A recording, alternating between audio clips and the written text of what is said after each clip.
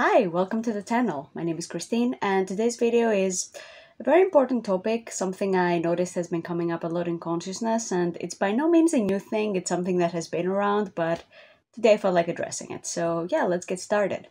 So what I've noticed a lot is, especially, well, that doesn't necessarily have a gender, but I've noticed mostly the divine feminine being the one that has this thought pattern towards the divine masculine.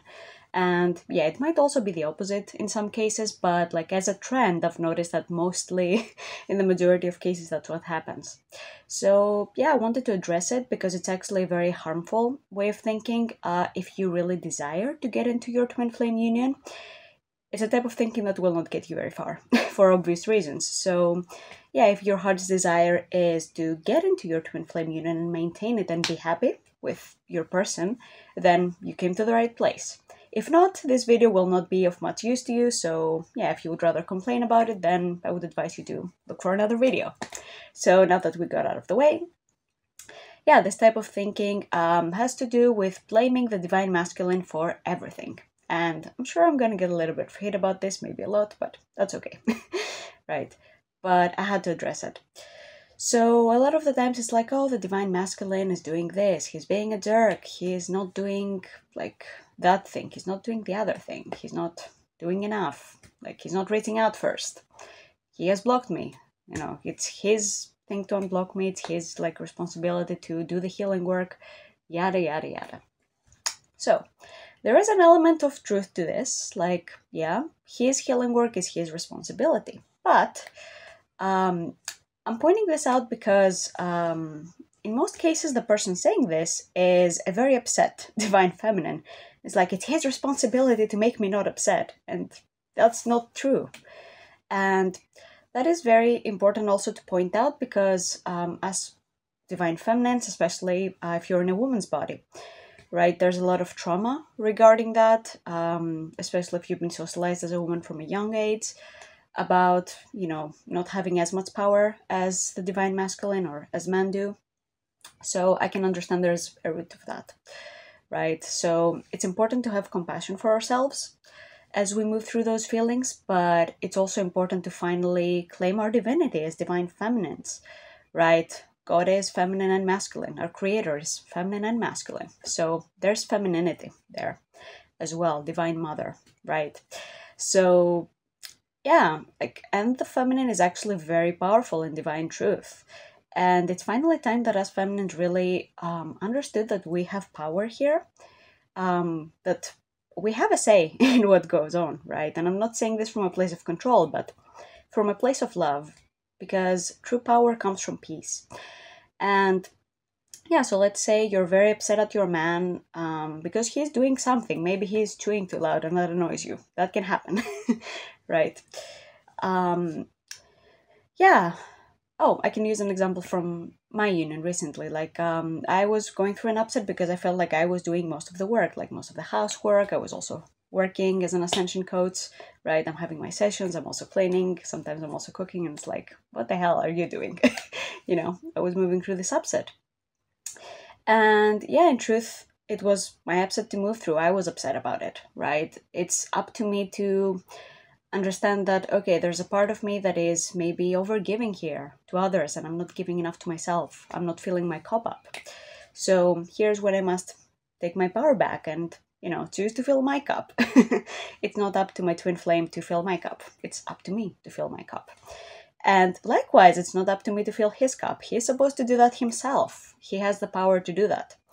And yeah, when you realize that you're the only one your happiness depends on, that's actually very freeing and very powerful. You don't have to wait for your twin flame to do things in order to make you happy. And back to my recent example, yeah, I mirrored that, did the mirror exercise. I have it linked below if you never heard of that. Highly recommend checking it out. You can heal anything in your union that you don't really like, that is out of alignment, that is upsetting you. It's the best tool to do that. It's very simple, very effective.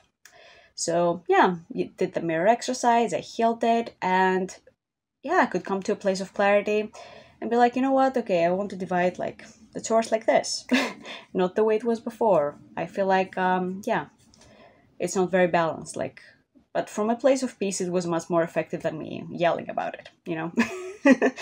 You really don't want to just yell about things, especially in your union. It's not a very nice way to treat your twin flame, because twin flame love is also, you know, respect is a part of it, like respecting the other person. And yeah, sometimes you might yell or something. We're all humans, right? I'm not saying that, oh, you yelled, you're a bad person, but yeah, it's best to like resolve the conflict first within you, because that's the most effective one, and then you can bring that up from a place of peace, and it's more effective, and it's much more, you know, smooth flowing, instead of, you know, you just yell on the outside about it and nothing really gets resolved because it's an inner block. And yeah, him, you know, showing this behavior towards me, this pointed out something to me that I had to heal. And likewise, I do the same with, you know, to him.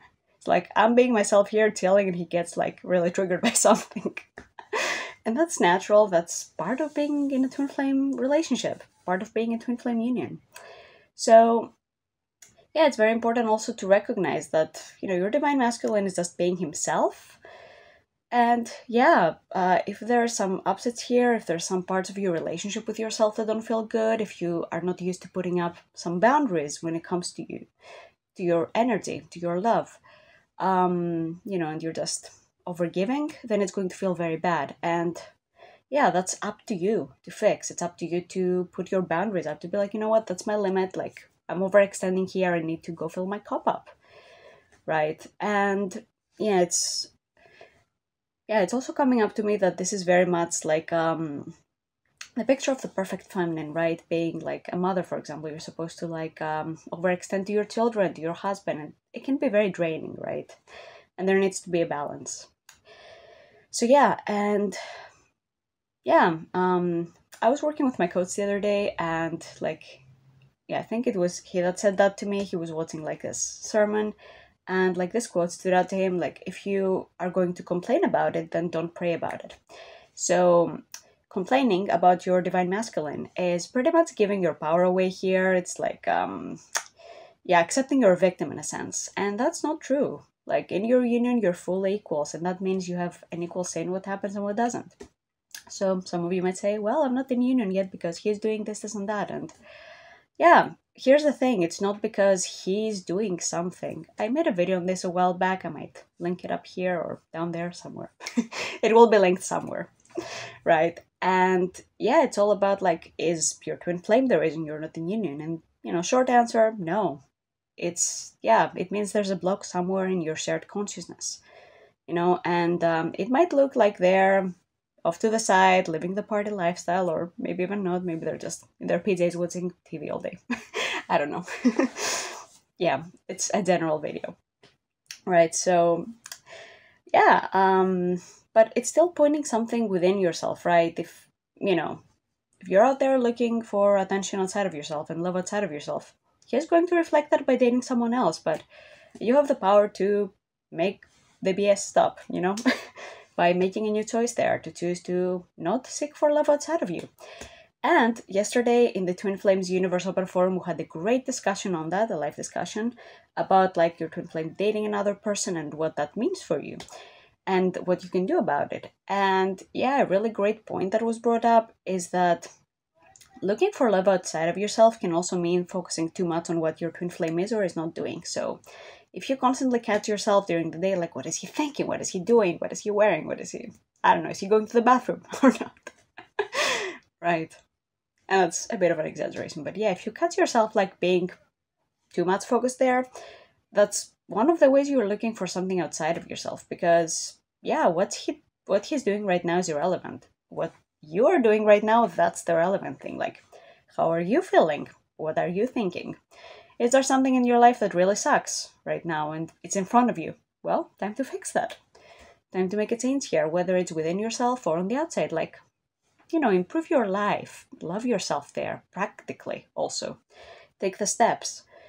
And yeah, it's also what will bring your twin flame closer to you, because you're actively taking responsibility for your healing. You're being proactive. You're handling stuff like a boss, you know, and yeah, nobody from a place of unconditional love and divine love wants a partner that doesn't handle their stuff, right? You want a powerful partner, somebody that has claimed his power, that is really on top of stuff. And yeah, he wants the same for you too, right? So yeah, it's important to take responsibility for your own healing. And a great way to do that is to, do your inner work, be dedicated to that. Use the mirror exercise to everything that upsets you about your union and be very proactive about healing it, no matter how many layers the upset has. It might be like, oh, I healed this yesterday. Well, if it's coming up again, you're meant to keep healing through that. And yeah, there's always a purpose for what's going on in your life, and you're meant to be healing something, even if at first you're like, okay, I don't understand, right? It's like, oh, I feel like I've healed a lot, but he's still not there. What should I do? Well, keep moving forward and ask the divine, like, what is the purpose for my time right now? Because you're never really meant to wait on anyone. You're never really meant to wait on life. It's just all very proactive. So yeah, I would advise you to ask the divine what your time is meant for. Keep healing. If you would like help with that, work with a coach. That's amazing. Like, I've worked with my coach for, I think it's close to 2 years now, maybe.